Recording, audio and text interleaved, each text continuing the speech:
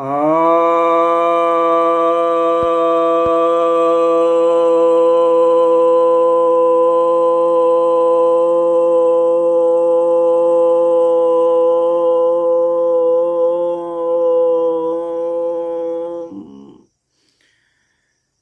भक्तजनों को सप्रेम नमन।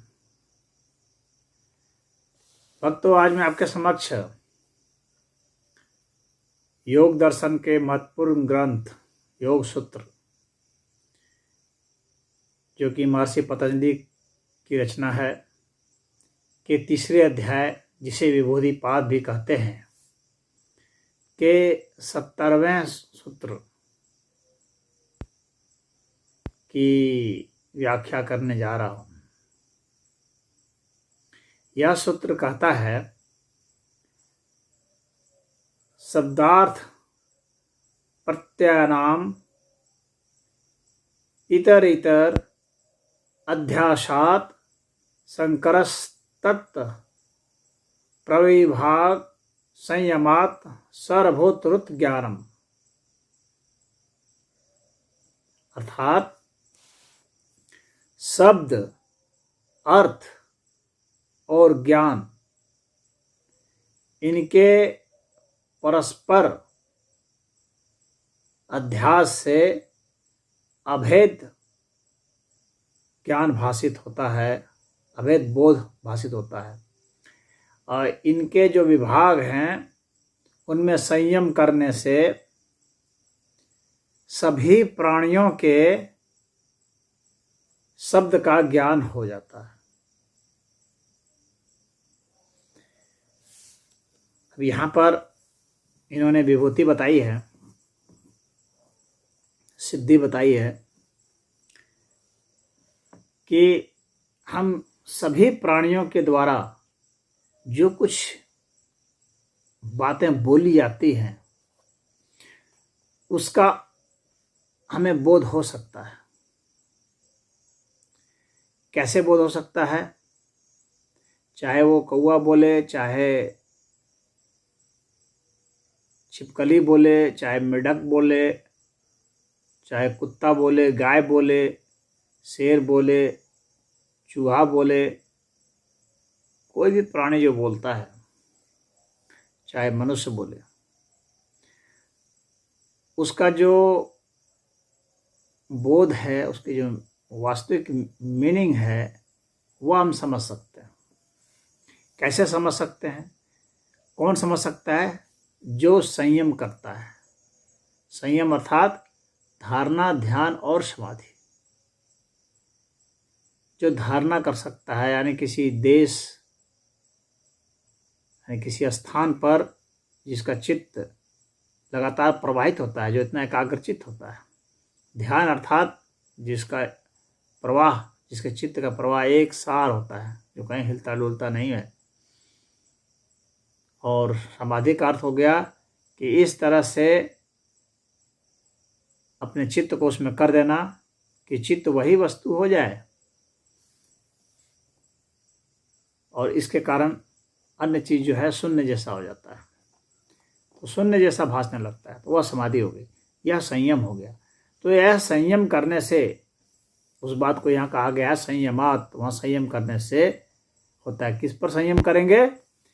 शब्द पर, अर्थ पर और ज्ञान पर। अब शब्द समझेंगे कि शब्द क्या है, क्योंकि बिना समझे तो हम लोग उस पर संयम कर नहीं सकते। तो ऐसी ध्वनि जो ध्वनि उच्चारित हो रही है, और हमारे कान को सुनाई पड़ गई, अब वह ध्वनि जब हमारे बुद्धि में प्रवेश करेगी, मस्तिष्क में प्रवेश करेगी, तो फिर वहाँ पर उसका इम्प्रिंट होगा, उसका एक विभाग है। कोई भी प्राणी जो कुछ बोलता है, तो उसकी जो भी इंद्रिय है बोलने की, जैसे जीभ है, सामान्यतः जिन जिन चीज़ों से उच्चारण हम लोग करते हैं, तो जीभ है, ओठ है, दांत है, तालु है, कंठ है, हृदय क्षेत्र है यानी हृदय और फेफड़ा है, सिर है, नाक है। ये 8 स्थान बतलाए जाते हैं उच्चारण करने के। इनसे इनके ही संयोग से, इनके ही सम्मिश्रण से ध्वनि की उत्पत्ति होती है, इनके ही कंपन से ध्वनि की उत्पत्ति होती है। ये जो मांसपेशियां हैं, इनकी कंपन से ध्वनि की उत्पत्ति होती है। परंतु ये ध्वनि की जो उत्पत्ति होती है, कंपन होते हैं, तो आखिर कंपन ऐसे ही क्यों होते हैं? कंपन कुछ ना कुछ अलग ढंग से होते हैं, तभी तो अलग ध्वनि निकलती है। तो उस अलग ध्वनि निकले, अलग ढंग से कंपन हो, हमारे होठ, दांत कुछ भी जो अलग हिलें या किसी भी प्राणी के तो हिलते हैं, तो जाहिर सी बात है उसको कोई निर्देशित करता है, तो हम लोग का मस्तिष्क उसको निर्देशित करता है कि इस तरीके से ही हिलना चाहिए। उसके निर्देशित करने के पीछे क्या मंतव्य होता है? मंतव्य होता है कि जो सामने वाला समझ सकता है, या हम जो समझाने की चेष्टा करते हैं, भले वो समझ सकता है या नहीं समझ सकता है, हमारी कोशिश होती है कि हम उसको एक्सप्रेस करें, अपने भाव में उसको व्यक्त करें अपनी तरफ से अधिकतम, जैसे कि वह समझ सके। तो वह जो इसके पीछे हमारा सेंस होता है कि वह समझ सके, तो ऐसा इसलिए क्योंकि उसके पीछे जो है हमारा एक अर्थ होता है, एक मीनिंग होती है। कोई भी जो शब्द है उसके पीछे एक मीनिंग है, उस मीनिंग के हिसाब से ही वह जो मीनिंग हमने अडॉप्ट किया है, स्वीकार किया है, ग्रहण किया है, हमने समझा है इस अस्तित्व से, और आपस में हम लोगों ने एक निर्णय किया है कि इस तरह का उच्चारण होगा तो उसका यह अर्थ समझा जाए। पहले तो शुरुआत में तो सारे शब्द बने नहीं थे, पहले तो आदमी आ ऊ आ ई करके ही समझाता था। बाद में उसने उसको कई कई मोल्ड किया, तो उस तरह से धीरे धीरे धीरे उसने जो है अक्षर बना लिए, वर्ण बना लिए। तब ऐसे अ आ ई उ क ख ख ग ये सब बन गए। अलग अलग तरीके से, जितने तरीके से आदमी बोल सकता था, जितने तरीके से अपने शब्दों को तोड़ मोड़ सकता था, उन सब के जो है उसने वर्ण बनाए। जिस जिन तरह की ध्वनि को उच्चारण कर सकता था वो, तो उन ध्वनियों के उच्चारण के हिसाब से उसने वर्ण बना लिए। अब उन वर्णों को संयोजित करके उसने शब्द बना लिए, और जितनी चीज़ों का उसने अनुभव किया, ऑब्जर्व किया, देखा, जांचा, परखा, इंद्रियों से अनुभूत किया, उनके लिए उसने कोशिश की कि एक एक शब्द बना लिए जाए, जितने को बना सकता था। क्योंकि जब शब्द नहीं थे तब हम लोग इशारे से काम चलाते थे।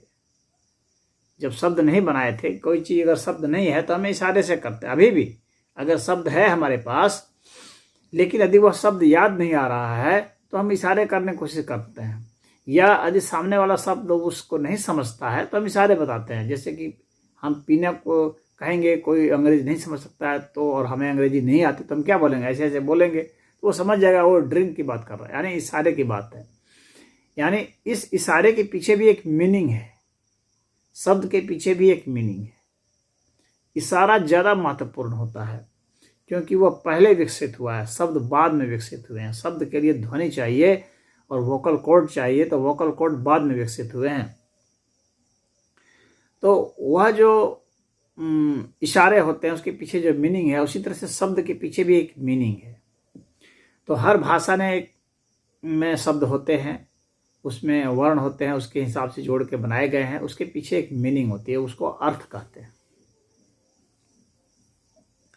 ये शब्द का विभाग हो गया, ध्वनि का विभाग हो गया, अर्थ का विभाग हो गया, यानी उसके मांसपेशियां जैसे हिलती हैं उसका एक विभाग हो गया मांसपेशियों का, उस और ध्वनि का विभाग हो गया जो कि शब्द बना रहे हैं, और उसका अर्थ का मीनिंग हो गया कि वो उसके जरिए क्या कहना चाह रहा है। अब इसके बाद फिर उठता है और जो सूक्ष्म बात आती है वह यह है कि उस अर्थ के पीछे एक बोध होता है, भावना होती है,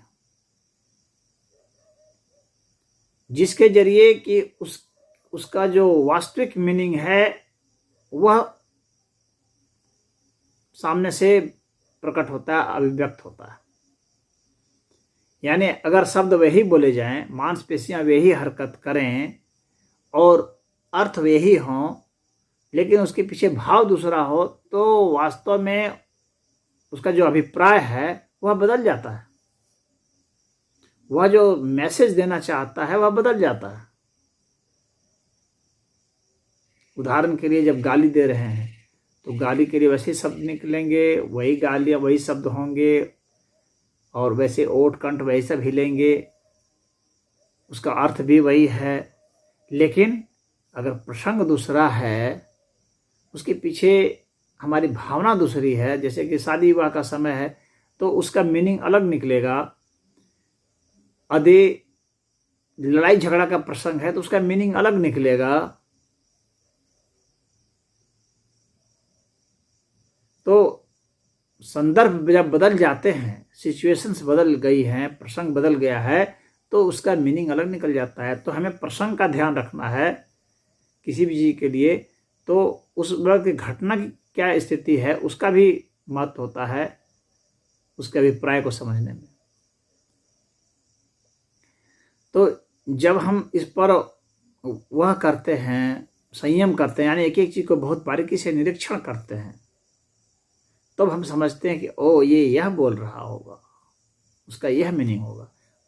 कुत्ता है हमारे सामने बैठा है, कूं कूं कूं कूं कूं कूं कर रहा है, पूंछ हिला रहा है, तो उसकी भाषा तो दूसरी है, लेकिन मनुष्य जब उसको गौर से देखता है, समझता है, तो कहता है ओ यह हमसे दोस्ती करना चाह रहा है, यह मुझे नुकसान नहीं पहुंचाना चाह रहा है, ये पूंछ हिला रहा है। पूंछ हिला रहा है मतलब कि हमारे फेवर में है, या हमसे दोस्ती निभाना चाह रहा है, सहयोग करना चाह रहा है।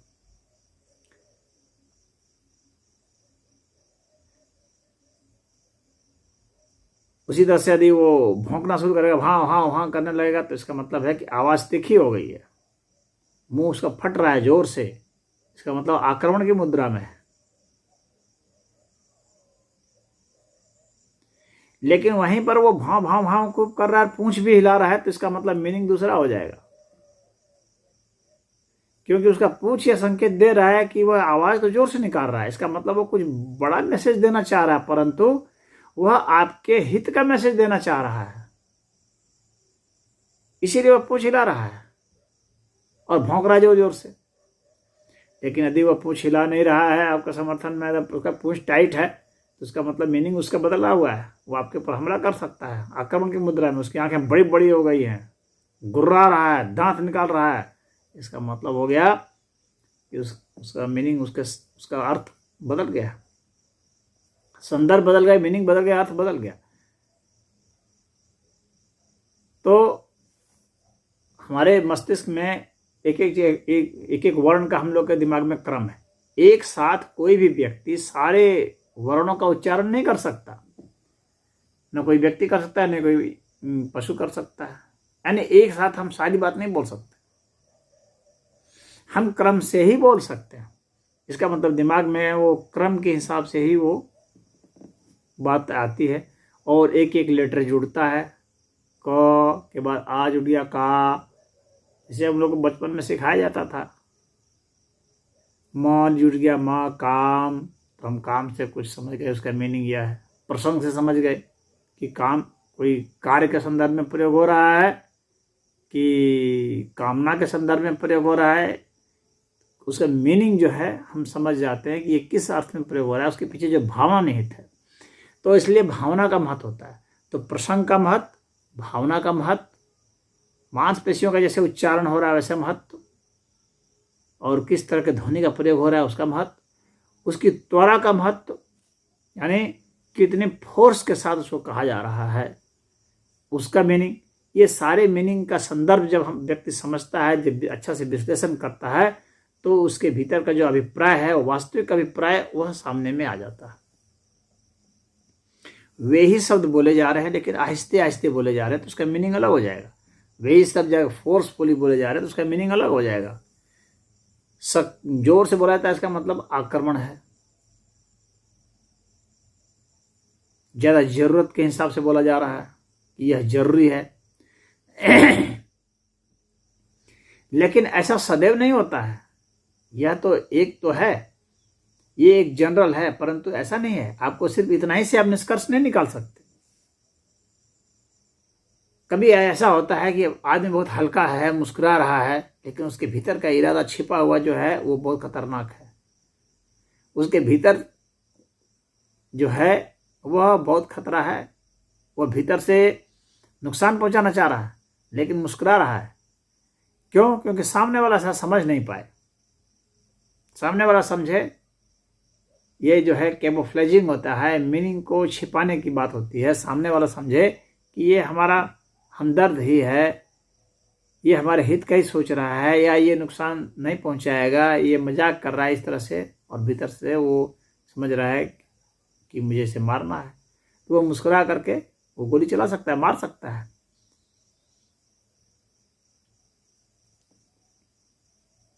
तो ऐसे भी लोग हैं। तो इस तरह की भी बातें हो सकती हैं। तो वो कैमोफ्लेज तरह का जो अटैक होता है, छिपा करके जो आक्रमण होता है, तो वह उसका मीनिंग कैसे क्या उसका मीनिंग नहीं समझा जा सकता है? समझा जा सकता है, वह भी समझा जा सकता है। लेकिन जब चूंकि उसने मुद्दे को, वास्तविक अभिप्राय को छिपाया हुआ है, तो वह व्यक्ति जो बहुत ही ज्यादा संयमित है, संयम कर रहा है, यानी धारणा, ध्यान और समाधि में जो है, वह उसको समझ सकता है। कैसे? उसके इरादे को भांप सकता है। तब जब वह बहुत बारीकी से निरीक्षण कर रहा है उसकी गतिविधि का, उसकी आंखों को देख रहा है, क्योंकि ओठ मुस्कुरा रहे हैं लेकिन आंखें हो सकता है नहीं मुस्कुरा रही। आंखों में जो है उसकी जो सातिराना हरकत है उसकी आंखों में छलक रही है। आंखें भींच गई हैं, दब गई हैं,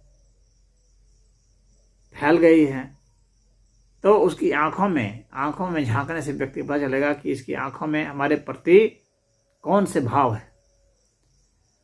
उसके शरीर की गतिविधि को देखनी पड़ेगी, उसके हाथों को देखना पड़ेगा, उसके पैरों को देखना पड़ेगा, उसकी चाल को देखना पड़ेगा, उसके हिल डोल को देखना पड़ेगा, उसके मांसपेशियों के सिकन को देखना पड़ेगा।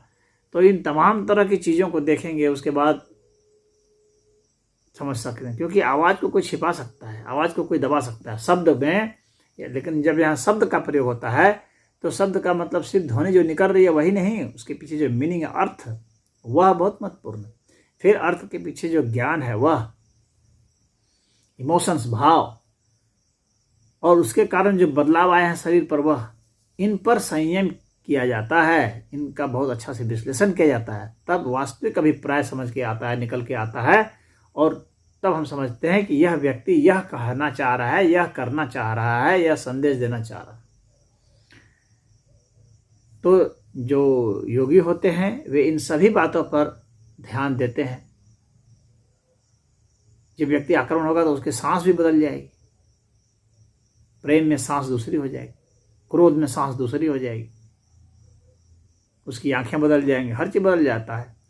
तो इसके पीछे जो अभिप्राय है, जो मीनिंग है, उसका वह अंदाज लगाता, संयम लगाता है। यही कहा जाता है, इसी को यहाँ पर पतंजलि जी कह रहे हैं कि योगी जो होता है इन सभी चीज़ों पर संयम कर लेता है, और इसके कारण सभी जानवरों की भाषा को वह समझ जाता है, अभिप्राय समझ जाता है। कौवा क्यों बोल रहा है, क्या बोलना चाह रहा है, वो समझ जाएगा, क्योंकि उसके भाव भंगिमा अलग होगी। तो उसकी भाव भंगिमा का बहुत अच्छा से जो निरीक्षण करेगा तो वो समझ जाएगा कि यह कहना चाह रहा है, तोता क्या कहना चाह रहा है, गधा क्या कहना चाह रहा है, भैंस क्या कहना चाह रही है, गाय क्या कहना चाह रही है, बिल्ली क्या कहना चाह रही है, वो समझ जाएगा। तो यही यहाँ पर इनका तात्पर्य था कि इस तरह से संयम से हम समझ सकते हैं। तो यहाँ कहा गया है कि इतर इतर मतलब परस्पर अलग अलग जो है इसके जो विभाग है उसका अध्यासात। अध्यासात का मतलब हो गया कि एक कोई चीज़ है तो उसके ऊपर दूसरी चीज़ जो है आरोपित की जाती है, उसके संदर्भ में उसको समझी जाती है। तो उसमें अध्यास मतलब दो मीनिंग निकल करके आते हैं, एक सच और एक झूठ, एक के ऊपर एक दूसरा जब आरोपित होता है। तो अध्यासात का जैसे कि उदाहरण हुआ कि सर्प और रस्सी, सर्प को देख करके या रस्सी को देख करके सर्प का बोध होना या सर्प को देखकर रस्सी का बोध हो जाना। ऐसा तब जबकि वास्तव में वहाँ पर उतनी रोशनी नहीं है या हमारी आँख उतनी कमज़ोर है कि हम समझ नहीं पाए या हमारा दिमाग कहीं और है तो हम उस वक्त नहीं ध्यान दे पाए। तो एकाएक हमें देखे, हम सर्प देखे तो रस्सी का बोध हो गया या रस्सी देखे तो सर्प का बोध हो गया। तो इस तरह का जो हमें बोध हो जाता है इसको अध्यास कहा जाता है। तो ऐसा जो अध्यास है तो ये बार बार जब हम अध्यास करते हैं फिर इनका एकीकरण होता है। हमारे दिमाग में जितने भी शब्द आते हैं उनके मीनिंग आते हैं, हमारी मांसपेशियां भाव भंगी में होती हैं, इनका एकीकरण होता है। हमारा दिमाग इनको मिक्सअप करता है, हमारा चित्त इसको मिक्सअप कर देता है और मिक्सअप करके एक ठोस समग्र एक मीनिंग निकालता है, एक संदेश निकालता है जो सामने वाले के लिए परिलक्षित होता है। तो वह सामने वाला उसके हिसाब से समझ जाता है कि यह कहना चाहता है। अब एक ही भाषा के शब्द हैं, वो अलग है और उसी अब एक व्यक्ति दो लैंग्वेज जान रहा है तब क्या होगा। जैसे मान लीजिए कि कह दिया गो, गो मतलब जाना, अंग्रेजी में हो गया। आगे कह रहे गो, गो मतलब गाय हो गया। जब हम कह रहे गो तो वो क्या समझेगा, जाने के लिए कह रहा है या गाय के लिए कह रहा है। कैसे समझेगा कि मैं किस भाषा का प्रयोग कर रहा हूं, क्या मेरा मीनिंग है। शब्द वही है लेकिन भाषा अलग अलग है। तो जब भाषा अलग अलग है और उस व्यक्ति को पता नहीं है कि किस भाषा में बोला, उसको भी दोनों चीज़ मालूम है। मान लीजिए वह भी अंग्रेजी जान रहा है, वह भी संस्कृत जान रहा है, बोलने वाला भी अंग्रेजी जान रहा है, संस्कृत जान रहा है, शब्द दोनों में एक ही प्रयोग हुआ है गो। तो अब वो क्या समझेगा। अब इसमें बहुत मामूली सा अंतर है, गो गौ बहुत मामूली सा, बहुत बारीक सा अंतर है। तो यह जो बारीक सा जो अंतर है वह उसके मीनिंग को बदल देता है और उसके कारण वह समझ सकता है। लेकिन एक मान लीजिए कि एक व्यक्ति ऐसा है जो कि संस्कृत नहीं जान रहा, अंग्रेजी जान रहा है, तो जब वो सुनेगा गो तो मतलब उस जगह जाने के लिए कह रहे तो चला जाएगा वो। तो मीनिंग अलग अलग भाषा के कारण भी उच्चारण तो वही हुआ, मांसपेशियां भी वही हिली, लेकिन चूंकि लैंग्वेज का अलग प्रयोग हुआ तो वो बदल गया।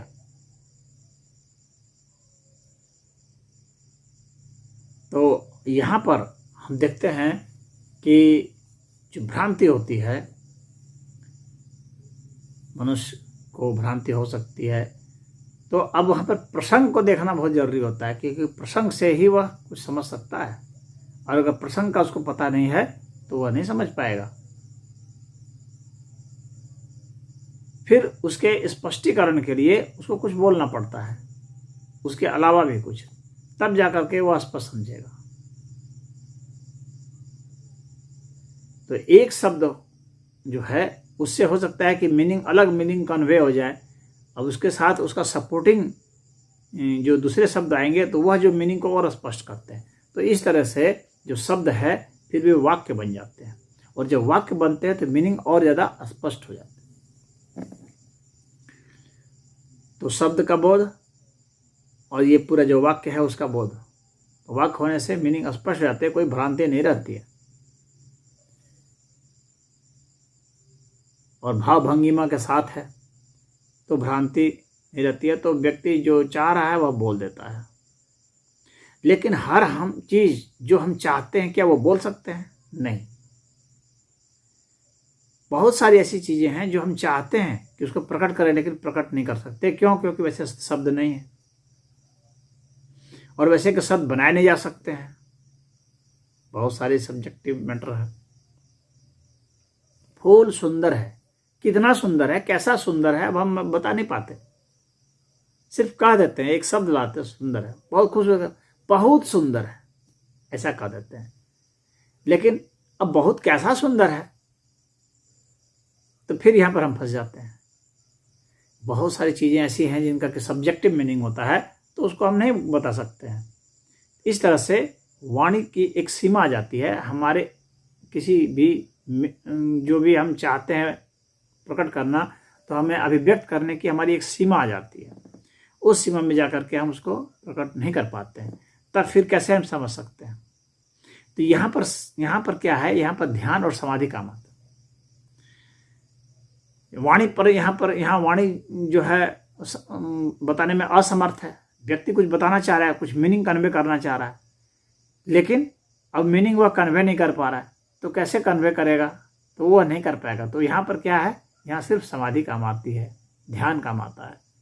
उसमें क्या होता है कि चित्त जो है एकाकार हो जाता है। ये हमारे चित्त से उसके चित्त का जो मिलन हो जाता है। जब चित्त एकाकार हो गया तो उसमें वाणी का कोई मतलब नहीं रहा। उसके भीतर जो भी वह चाह रहा था, अंदरूनी जो भी इच्छा थी, वह उसके चित्त को उसी तरह से मालूम हो जाता है। हालांकि वह भी उसको प्रकट नहीं कर पाएगा, लेकिन जान जाएगा, क्योंकि भाषा उसके लिए उसके पास भाषा नहीं है, उसके लिए भी भाषा नहीं है। जिसने समाधि से जाना उसके लिए भाषा नहीं है, लेकिन वह उस चीज को समझ जाएगा।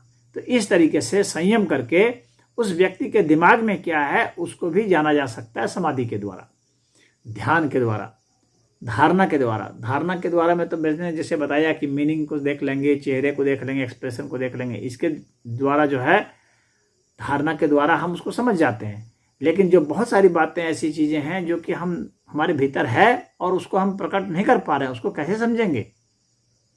उसको हम ध्यान से समझ सकते हैं और उसको हम समाधि से समझ सकते हैं, जो बहुत हिडन मीनिंग है, बहुत भीतर, जो हमारे मन की अंतरतम गहराई में है, उसको जो छिपी हुई मीनिंग है। कुछ चीजें ऐसी हैं जिसको कि हम खुद भी नहीं जानते।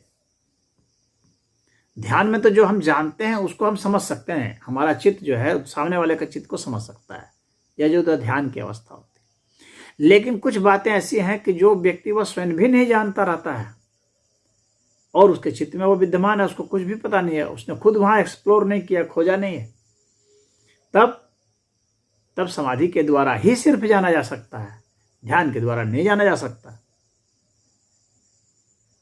समाधि में चित्त का एकाकार हो जाना, हमारा चित्त का उसके चित्त के साथ मिल जाना होता है। और ऐसी स्थिति में क्या होता है कि उसके चित्त के भीतर जो कुछ भी बातें हैं, जो कुछ भी हैं, वो सब उसके चित्त को प्राप्त हो जाती है और इस तरीके से उसका मीनिंग कन्वे हो जाता है। इसीलिए यहाँ पर संयम की बात की गई है, धारणा, ध्यान और समाधि की। तो उसमें सब कुछ, कोई भी एक प्राणी है जो कुछ वो बताना चाहता है, कहना चाहता है, या जो जानता नहीं भी है, वह खुद भी नहीं जानता है, उसके विषय में वह जान सकता है संयम के द्वारा, धारणा, ध्यान और समाधि के द्वारा। क्योंकि इसका चित्त और उसका चित्त एक रूप हो जाता है, और सिर्फ एक ही रूप नहीं हो जाता है, बल्कि वह जो खुद नहीं जान रहा उसको जान रहा है, यानी उसके चित्त के भीतर एक्सप्लोरेशन इसका हो जाता है। इसका चित्त जो है, उसका चित्त जिसका जानना है, उसका चित्त अभी पूर्ण रूप से जागृत नहीं है, चिन्मय नहीं हुआ है। और इसका चित्त जो कि जानने वाला है, इसका चित्त चिन्मय है, ये परम चैतन्य हो चुका है। तो यह जो है, जब अपना चित्त संयमित करेगा उसके चित्त में, तो उसके चित्त की जो अंतरतम गहराई है उसको भी यह जान जाएगा, जबकि वो व्यक्ति खुद नहीं जानता है। क्योंकि इसका चित्त जो है अब प्रज्ञावान हो चुका है, प्रकाशित हो चुका है, दिव्य हो चुका है। इसके कारण इसका चित्त जब उसके चित्त के साथ एकाकार हो जाता है तो यह वह जान जाता है। तो इस तरीके से वह सभी भूत, यहाँ सर्वभूत लिखा हुआ है, सभी चीजों के जो ज्ञान है, सभी चीजों का जो संदेश है, सभी प्राणियों का जो संदेश है, उन सबको जाना जा सकता है। यही महर्षि पतंजलि जी का यहाँ पर तात्पर्य है। ओम।